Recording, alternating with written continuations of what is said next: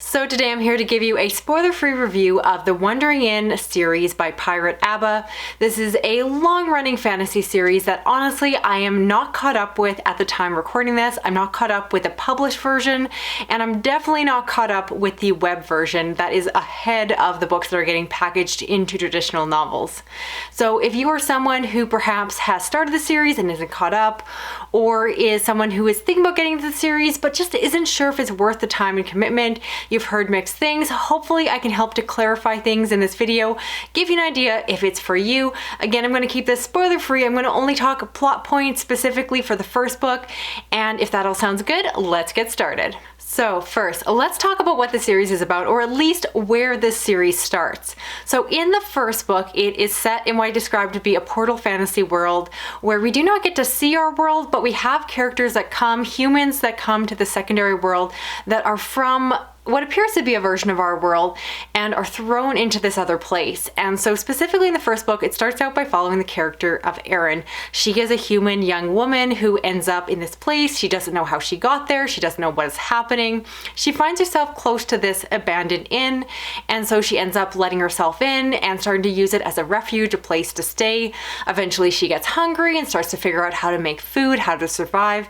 And in the beginning of the book, she starts to gain skills and essentially levels as she starts to become an innkeeper and learn and progress and make better food and so forth as she learns along the way. So essentially this is a piece of progression fantasy where the character gains levels as they gain skills, meant to mirror the world of video games. So it very much feels like an MMO in the vein of something like World of Warcraft, where they are slowly learning these skills that have specific numbers attached to them, and those numbers are actually literally announced out loud. So it's very on the nose, very targeted for that kind of reader, that kind of reading experience.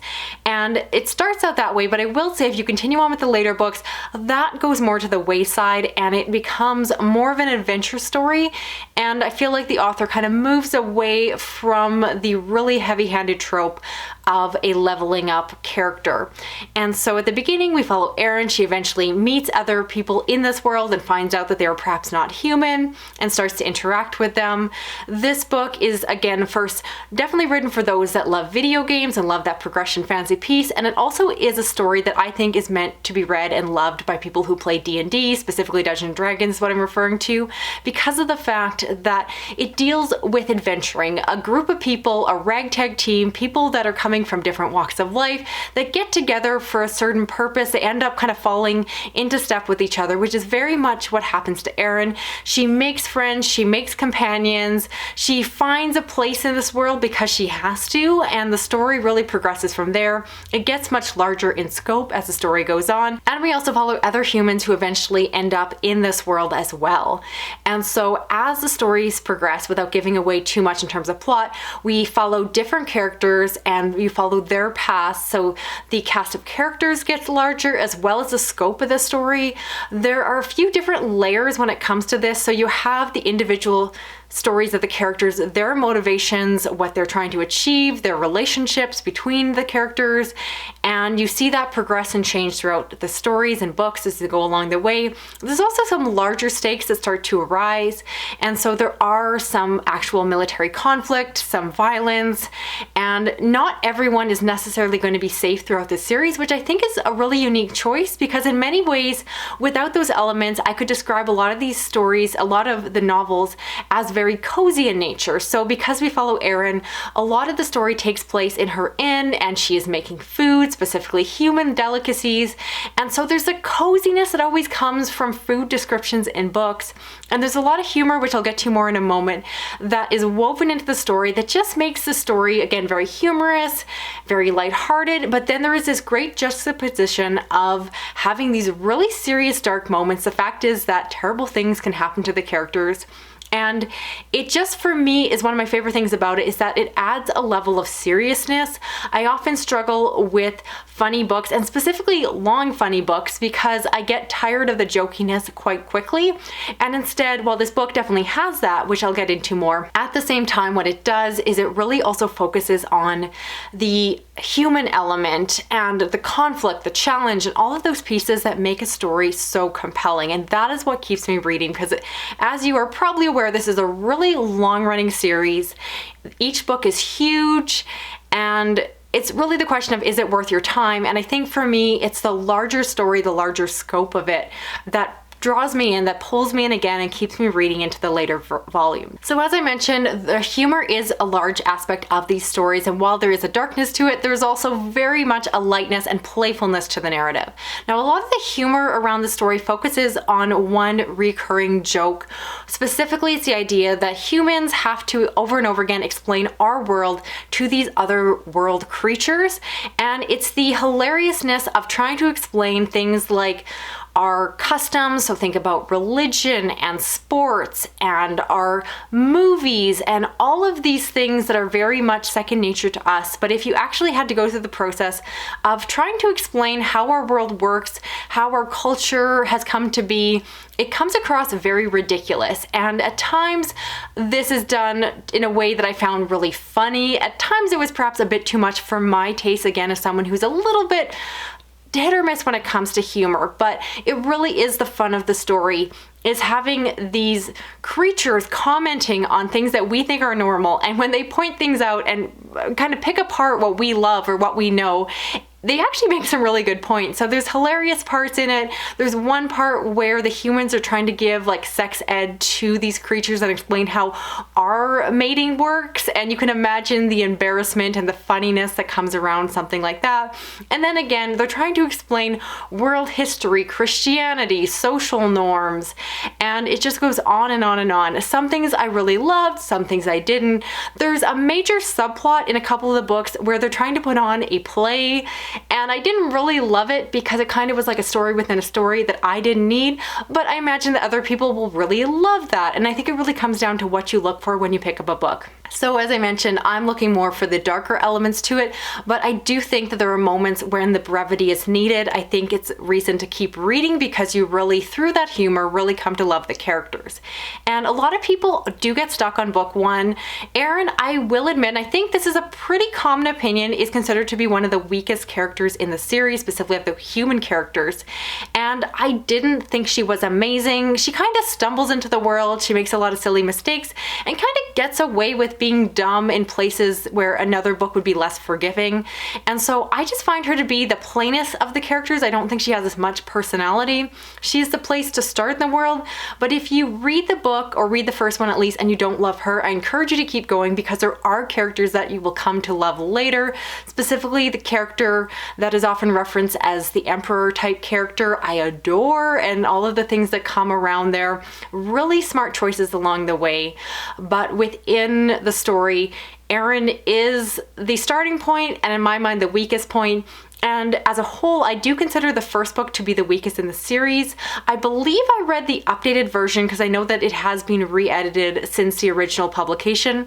And despite anything in terms of the editing, I really just think that the first book is just getting its feet steady. It's just kind of figuring itself out. And again, I feel like the book doesn't know quite where it's going at that point. As I mentioned, there is this heavy element of character progression in terms of a leveling system, which virtually disappears later in the books. It's there, but it's so minute compared to how heavy-handed it is at the beginning. So if you're looking specifically for strict progression fantasy, you'll kind of forget that the book starts out that way by the time you get to the later volumes. And so for me, I actually recommend, if you're interested enough, if you like the first book but you don't love it, I do encourage you to keep going. I did the thing you should never ever do, and I don't really recommend this, but it's what I did, is I read halfway through book one. I wasn't sure about it. I ended up picking up book two and reading into that one, and I loved book two so much that I actually went back and finished book one and then progressed on to book three, which is, I know, a ridiculous way to read a series. I'm sure people are throwing tomatoes at their screen as they watch this. But my point is that I really didn't know if I loved the series enough to commit to it until I saw what happened after book one. And certainly you do want to read in order because there are some major events at the end of book one that will be somewhat spoiled if you read out of order. But I had to know if this series was worth it because I couldn't find a video like this online that gave me enough information to figure out what I was getting myself into. I find that there are virtually only gushing reviews that are all 5 stars, and it's just really hard to tell what the series is all about. I wanted to make this video here because when I was trying to pick up the books, I really didn't know what I was getting myself into. There were were other reviews online, but typically they were only from mega fans that were giving the books flat 5 stars and were nothing but gushing praises, and their videos just didn't give me enough information to really ascertain whether or not the series was for me. So I'm hoping I can kind of provide a more balanced perspective, talk about the good, talk about what you may not love about the series, and let you decide for yourself, because I kind of had to go and push through this one. I didn't love book 1, and I just had to trust that it was worth my time and money to keep reading and see what all the gushing was about. And thankfully I did enjoy as I continued on with the series. There are things that I do think are really well done, as I talk about that humor, the darkness that balances out and gives the story some weight. Typically when I'm enjoying a series, I do like to read it back to back, but because these books are so long, I found myself trying to read about 1 book a month as I went along and giving myself a bit of a break, just because I did find a bit of that fatigue. And again, this will depend on your reading experience, but while I like the series, I did want to read other things at the same time. I didn't want to be solely reading this one, and I found that I needed that break. Otherwise, it just felt like I was reading the same story nonstop, because in some ways, because of the way that the books are packaged, really it's a long-running story, so the ending of one book really just flies into the next. So I found myself kind of needing to force those little breaks just so that I didn't get kind of fatigued with the series, which I did find towards the later books that I was reading. So after I read the first couple books and committed to the series, I decided to purchase up to book 9.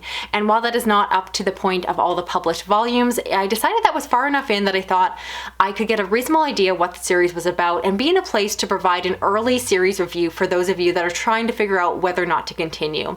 As I mentioned, I did end up liking this one. I read through everything that I purchased myself, but as I got to the later volumes, I did find myself kind of having to push my way through, feeling like I was ready to move on to something else. And I think a lot has to do with your taste, how obsessed you are with the world. I know there is a whole Discord for this series. Of course, there is like the website and everything, and there's a huge fandom around it. So I really want to preface that I think this book is going to appeal to certain readers more than others, and I'm going to try to attempt to clarify who those readers are, in my opinion, so you can better decide if you are one of those readers or not. So who do I recommend these books to? So I'm going to name a few different categories of individuals and see if you fit into one of those.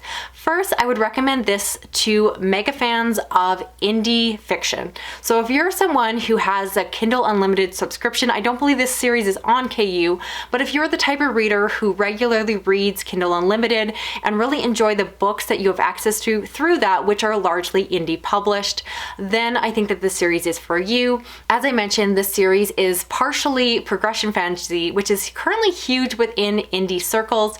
And so if you have already read a lot of the other big progression fantasies like Will White and Andrew Rowe and are looking for something else, this is one you may want to pick up. One thing that is very much praised by the series is, despite the length of each volume, despite the length of it as a web series, all of that, the writing is quite good. And I think it's always a clarification of what that means. So I am someone who has read a lot of indie fiction, and maybe it is not correct to say this online, but there is a lot of bad writing in the genre. It's a reason that indie publishing in some circles gets a bad rap, is that there is less of a bar or barrier from publishing. And so I definitely have read indie published books that are just poorly written, that are painful, that are not edited properly, and they're really, really hard to read.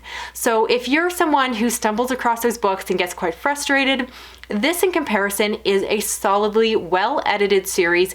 And again, I think it is quite impressive, given the length of it, that the quality does stay up for the series. So compared to a lot of the indie books out there, I do think that this one is a step above. However, if you're someone who normally reads traditionally published stories and are drawn towards perhaps more literary, award-winning books and authors, like things like N.K. Jemisin, Cameron Hurley, and things like that, whenever I would pick up a volume of this after having read someone with really meaty prose, someone who's a heavy hitter in the literary science fiction fantasy genres, this series and writing did pale in comparison. And I think it's perhaps unfair. Some people will say that I'm even making those comparisons. So I really think that it just depends what you're comparing it to, whether or not you consider these prose to be good or not. Again, in indie circles, I think these prose are fantastic.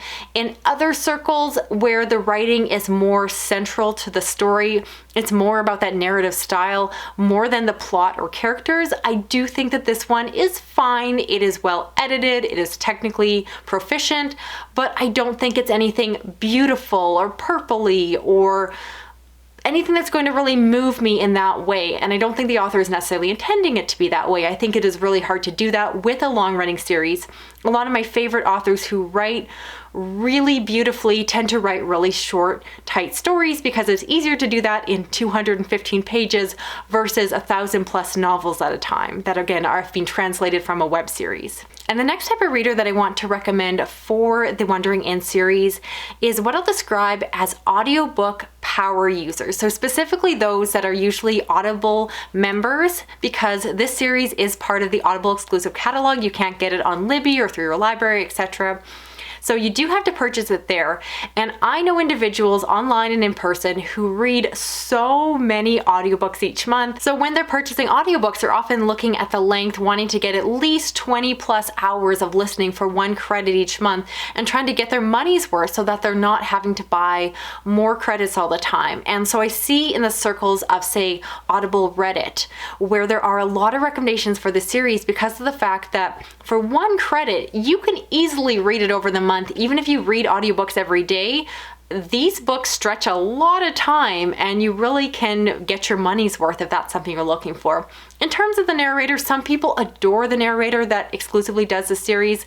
I find her to be fine. Sometimes I find her a little bit shrill, especially in the earlier books, but some people really love a performance and really love the characters being brought to life. The series is very dialogue heavy, which is partially why I say that I don't particularly love the prose, is I think it's hard to make dialogue pretty. But with that, I think that the audiobook version really brings it to life. You have, again, a lot of characters, a lot of personality, and again, it's one where if you try the audiobook samples, you'll kind of see if it's for you.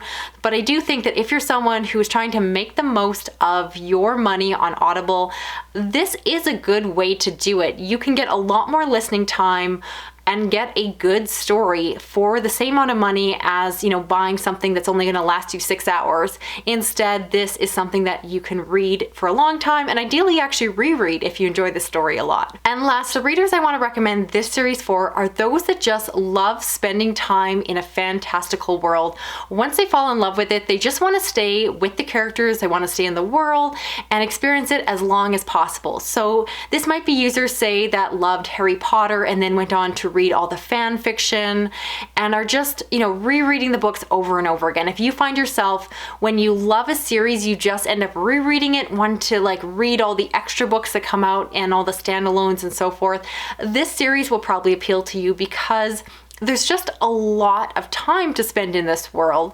And I think it's great because, again, if you just want to enjoy a world and not necessarily be someone who constantly is moving on to another series, this one allows you to linger. And that's my feeling reading it, is that the series definitely has plot progression, it has movement, there are overarching scenes, but it is so big in nature, in terms of scope, that I think it's one where you just have to enjoy the experience. If you're looking for the ending is far from being in sight, and I think that you really have to enjoy the journey, not the destination, with this book series. So on the flip side, I kind of hinted along the way, but there's a few readers that I would caution with the series.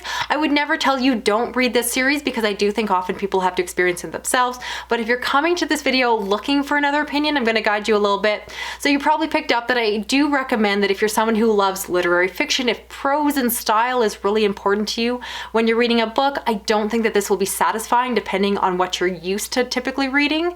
And as well, this is a series that is about the journey. And so if you're someone who likes tightly written plots, you like a banging ending to a book, you want to get in, get out, and then move on to the next series, move on to the next thing. The other readers that I don't think will necessarily love these books are those that like really tight stories. They love to read a story, have a start and an end, and then move on to another world, another set of books. If you're someone who doesn't like to linger in series, once you read a series, you're done with it and never want to revisit it, never want to read anything more, this series is more of a commitment. It's really the kind of series that is meant to appeal, in my mind, to readers that just love to spend time in one world, and you really can, which is a bonus for those readers. So you can actually go through and again, read through all the traditionally published books. You can jump to the web version, which is free and available, and just continually reread through the books and kind of pick up more details along the way.